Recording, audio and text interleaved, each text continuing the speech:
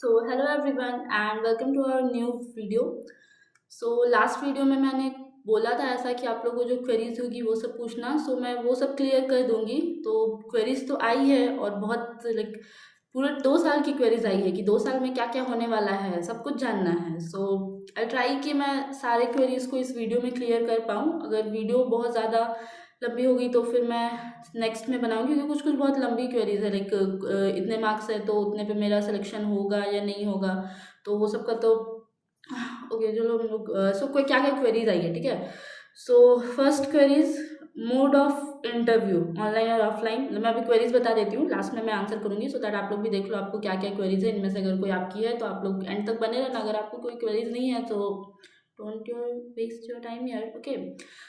फिर नेक्स्ट है कि 2 साल में कितनी फीस लगेगी, पूरा 2 साल का।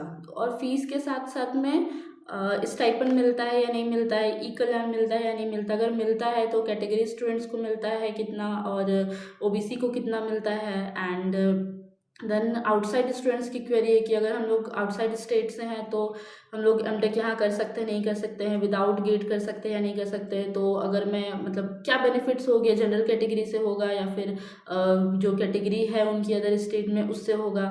देन क्या क्या बेनिफिट है वही। फिर डॉक्यूमेंट्स जो सबमिट करने वो ओरिजिनल डॉक्यूमेंट सबमिट करने हैं, क्या डॉक्यूमेंट सबमिट करने हैं। देन प्लेसमेंट की भी क्वेरी है कि एमटेक में प्लेसमेंट लाइक कोर ब्रांचेस के प्लेसमेंट क्या हो कैसे होते हैं। देन अगर किन्हीं का बैकलॉग है, लाइक किसी का था 8 सेमेस्टर में है अभी बट 6 सेमेस्टर का बैकलॉग है, बैकलॉग क्लियर नहीं हुआ है, वो अप्लाई कर सकते हैं या नहीं, एडमिशन हो सकता है या नहीं। देन क्लास एंड लैब्स का क्या सीन है।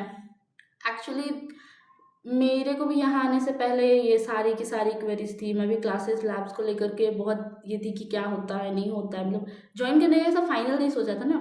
अच्छा ठीक है, इसमें मैं ज़्यादा बातें नहीं करूँगी, मैं क्वेरीज को सॉल्व करने पर ध्यान देती हूँ, okay. First query, mode of interview. Mode of interview offline होगा, ठीक है। आपको कॉलेज आना है, आपको एक नोटिस आएगा कि इस डेट पर आपको इंटरव्यू होगा, इस ब्रांच के इतने इतने स्टूडेंट्स का होगा। 2 दिन का मेनली इंटरव्यू होता है। अगर बहुत ज़्यादा स्टूडेंट होंगे तो वो डिवाइड कर देंगे 2 दिन में रोल नंबर वाइज, तो उस हिसाब से आपका ऑफलाइन इंटरव्यू होगा। और इंटरव्यू में हाँ, जिस ब्रांच में आप देने जा रहे हो इंटरव्यू उस ब्रांच के कुछ टीचर्स होंगे, 2 3 4 अराउंड टीचर्स होंगे जो आपसे क्वेश्चंस करेंगे, ठीक है। सो ये हो गया फर्स्ट क्वेरी। नेक्स्ट क्वेरी थी फी ऑफ 2 इयर्स, 2 साल की फीस। पहले मैं आपको बता देती हूँ एडमिशन के टाइम पे आपको क्या फी लगेगी, ठीक है।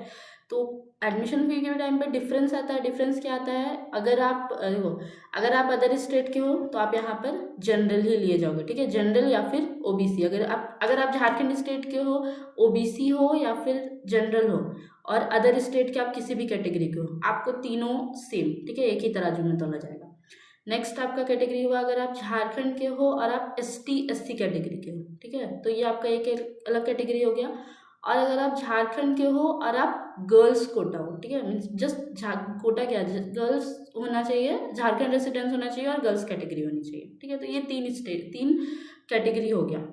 हमें यहाँ पर 2 तरह की फीस होती है, ठीक है, एक एनुअल फंड एंड एक स्टूडेंट फी फंड, ठीक है। तो दोनों तरह का मैं बता दे रही हूँ, आप नोट डाउन करना हो कर लो, क्योंकि ये लाइक मेरे पास इमेज तो है बट इधर ऐसे लगाना पड़ेगा, उतना मैं एडिट नहीं करूँगी, तो आप देख लो, ठीक है। अगर आप गर्ल्स हो, झारखंड के हो, तो आपका जो एनुअल चार्ज लगता है that is only 32 rupees. And जो आपका स्टूडेंट फंड फी होता है वो आपका लगता है 7650 रुपीज़। बेसिकली अब अगर झारखंड रेसिडेंट हो और आप गर्ल्स कोटा से हो, आपकी कैटेगरी नहीं देखी जाएगी, आप जनरल हो या क्या हो, तो आपको टोटल 7650 प्लस 32 रुपीज़, इतने में आपका एमटेक फर्स्ट ईयर कंप्लीट, ठीक है। बहुत ही रीज़नेबल प्राइस है, लाइक बहुत रीज़नेबल प्राइस। बीटेक भी मतलब इतने में नहीं, इतना में तो कुछ भी नहीं हुआ होगा बीटेक में। और वही नेक्स्ट ईयर आपका सेकेंड ईयर में अगर आप झारखंड के हो, गर्ल्स कैटेगरी हो, किसी भी गर्ल्स कैटेगरी तो हो ही, किसी भी कास्ट वॉट एवर जिससे भी हो, तो आपका सेकेंड ईयर में 4382 रुपीज़ लगेगा। ये मेरे को कंफर्म नहीं पता है, ये हमारा जो बोनाफाइड आया था उसमें ये रिटर्न था। तो अराउंड आप मान लो 4500 रुपीज़ अराउंड, चलो हार्डली 5000, उससे ज़्यादा तो नहीं लगेगा, ठीक है। नेक्स्ट कैटेगरी आती है अगर आप झारखंड के हो और आप ST SC कैटेगरी के हो, ठीक है, देन आपका जो एनुअल चार्ज लगेगा वो 1957 रुपीज़ एंड जो आपका स्टूडेंट फंड फी लगेगा वो 7650 रुपीज़। सो मीन्स समराइज कर देती हूँ, अगर आप झारखंड के ST SC कैटेगरी से हो, मीन्स कि आप गर्ल्स नहीं हो और आप बॉयज़ हो और झारखंड के ST SC कैटेगरी से हो, सो आपका एनुअल चार्ज और स्टूडेंट फंड फी मिला करके 1957 प्लस 7650, बहुत कम है, 76 ऐड अप कर लेना, ठीक है। और सेकेंड ईयर में वही सेम हो जाएगा आपका 6307 रुपीज़। इसके अराउंड आप देख लो।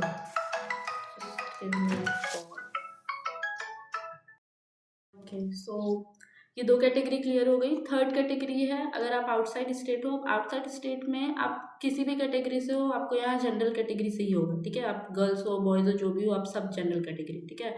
और अगर आप झारखंड के हो और आप OBC कैटेगरी हो या फिर आप OBC कैटेगरी हो एंड बॉय हो, ठीक है, और झारखंड के जनरल कैटेगरी हो, ठीक है, तो ये सारी कैटेगरी एक में आ गई। तो इसका क्या, इसका एनुअल चार्ज है 7732 rupees and student fund fee 7650 rupees, so around 15,000, ठीक है। एंड आपका यही सेकेंड ईयर में जो होगा वो 12,082 रुपीज़। तो आप काउंट कर लेना 2 ईयर्स में आपका टोटल कितना फ़ी लगेगा। हार्डली किसी का अगर लगेगा तो ये 15, और इधर अगर जो जिसका सबसे ज़्यादा लग रहा है सो 15 मान लो, इधर 12 मान लो, तो 27। मैथ्स इतनी कमज़ोर नहीं है मेरी, ओके, तो जो भी, ठीक है। तो ये हो गया फीस स्ट्रक्चर आपका 2 साल का।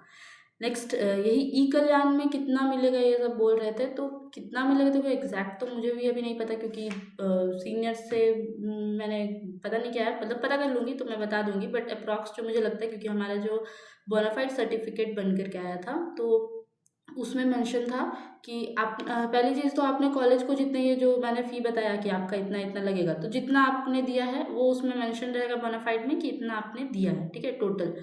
उसके साथ एक्स्ट्रा में आपके सेमेस्टर एग्जाम्स होते हैं 2 बार, सो 2 बार का 2500 चार्ज लगता है। सो बोनाफाइड में एडेड रहता है exam fee 5000, library fee 150 rupees, game fee 500 and medical fee 500, ठीक है।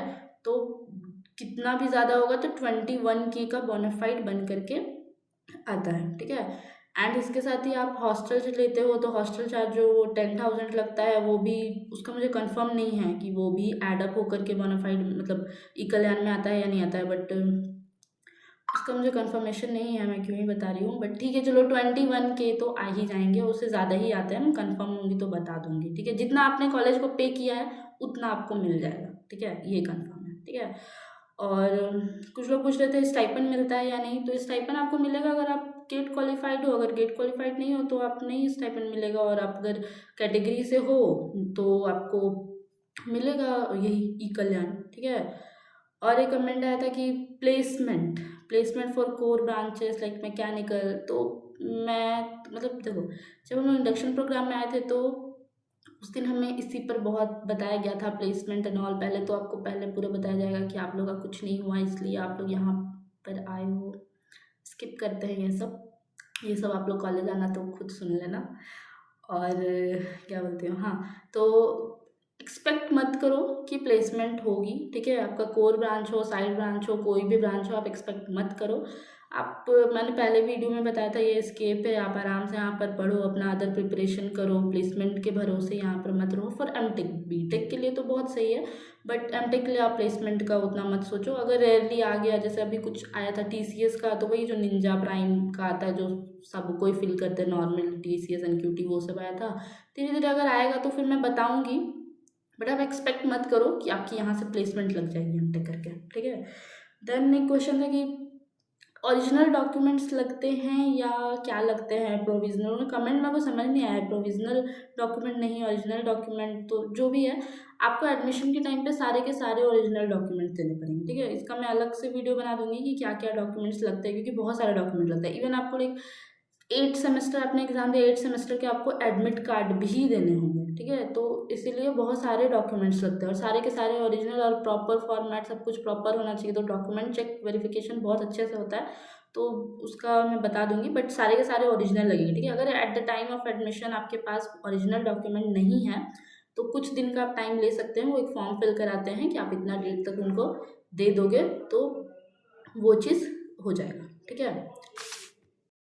नेक्स्ट था कि अगर आपका 6 सेमेस्टर में बैकलॉग है या, ठीक है, वो तो एक कमेंट था कि 6 सेमेस्टर में बैकलॉग है, अभी 8 सेमेस्टर है, तो फिल कर सकते हैं या नहीं। तो फॉर्म आप फिल कर लो, बस एडमिशन के टाइम तक आपका बैकलॉग क्लियर हो जाना चाहिए, क्योंकि अगर आपका एक्टिव बैकलॉग है तो फिर वो एडमिशन नहीं लेंगे, ठीक है।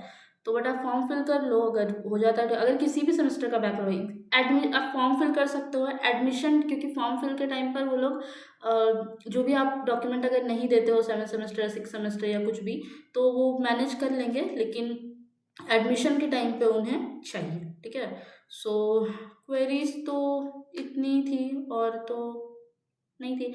एक था, वो तो मैं अच्छे से बताऊंगी कि मतलब इतना में पास आउट है, तो 10th में इतना, 12th वो जो भी जिसने भी कमेंट किया था, आई थिंक सूरज नाम था, तो आपका मार्क्स देख के तो लग रहा है कि हाँ हो जाएगा, क्योंकि बीटेक में 9 है, 12th में 77 है, 10th में 83 है। बस डिपेंड करता है आपके टाइम पे जो स्टूडेंट्स आएंगे वो लोग कितने, वो लोग का मार्क्स कितना है, बट आपका हो जाना चाहिए। और आपका जैसे कि पास आउट है कि 2024 में, तो हो सकता है क्वेश्चंस पूछे कि आपने 2 साल क्या किया, आपको फिर से क्या करना है, ये वो, और किस टाइप के क्वेश्चंस पूछेंगे, पूछा था डीएस में। तो ये तो आपका ब्रांच है, आप जानो, मतलब पूछेंगे जैसे कि आपके बेसिक कोर्स सब्जेक्ट से ही पूछेंगे। डीएस में जो यूज़ आता है, लाइक मैथमेटिक्स बहुत यूज़ होता है डीएस में, तो वही सब चीज़ पूछेंगे। और तो ज़्यादा क्वेरीज नहीं थी तब लगता है, बट वही है, ठीक है। तो आप लोग और जो क्वेरीज होगी पूछना, एक मैं वीडियो बना दूंगी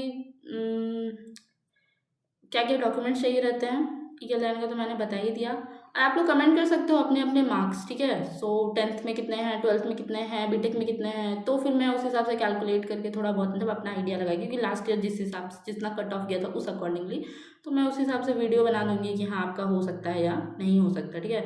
और क्वेरीज करते रहो तो बताती जाऊँगी, और धीरे धीरे बाकी सारी चीज़ें भी बताती जाऊँगी। अभी तो बस फॉर्म फिलअप हो रहा है ना, तो आप हाँ फॉर्म फिल कर लो, कुछ भी हो जाए फॉर्म फिल कर लो, 1500 रुपये आते जाते रहेंगे, फॉर्म फिल कर लो, एकदम कर ही लो, जितनी जल्दी हो सके कर लो, ठीक है। बाकी सारी चीज़ें बाद में देखना, होगा नहीं होगा, डॉक्यूमेंट है नहीं है, प्लेसमेंट होगा नहीं होगा, क्या होगा, फॉर्म फिल कर लो, जो भी करना अपना। हाँ, लास्ट क्वेरी कि क्लास एंड लैब्स का क्या सीन है, ठीक है। तो मेरे को भी यहाँ आने से पहले मेरा क्या था ना, कि मेरे को part time type job join करना था, ठीक है, कि अगर इधर मैनेज हो जाता है और मैं साइड से भी कुछ कर लूँ तो मतलब तो ओके। तो उसके लिए मैं, हाँ देखो, सॉरी बताती हूँ, अच्छे से बताती हूँ। तो यहाँ पर ज्वाइन करने से पहले आपको सबसे पहले एक एनओसी बनवा कर देना पड़ेगा कि आप 2 साल के लिए कहीं पर आप जॉब नहीं करोगे, ठीक है। वो एनओसी बनाना बहुत सिंपल है, वही इसी के लिए एक अलग से वीडियो बना दूँगी, क्योंकि डॉक्यूमेंट्स कुछ कुछ चाहिए रहते हैं, ठीक है, जो आपको बनवाने पड़ेंगे। तो एक एनओसी बनवाना पड़ेगा, जिसमें आप लिखा हुआ रहेगा कि आप 2 साल तक कहीं जॉब नहीं करोगे। तो अगर आपने मेरे से क्वेरी किया है इसके रिगार्डिंग कि मैं जॉब भी कर लूँ और क्लासेस भी कर लूँ और सब कुछ मेरा मैनेज हो जाए, तो उसके लिए तो मेरा लाइक बिग नो है, क्योंकि मैं तो ये बोल भी नहीं सकती ना कि कर लो, तो मतलब मत ही करना। आप एक काम करो, आप ना फॉर्म फिल करो, एडमिशन ले लो, 1 महीना कम से कम कॉलेज को दो, देखो क्या होता है नहीं होता है, आपके क्या ब्रांच है, ब्रांच पे भी डिपेंड करता है ना। तो उस हिसाब से फिर आप अपना करना जो भी करना, बट प्रॉपर तो मतलब कहीं से भी आपको वैलिडेशन नहीं मिलेगा कि हाँ आप जॉब भी करो और एमटेक भी करो, लेकिन MTech is a full time course ना।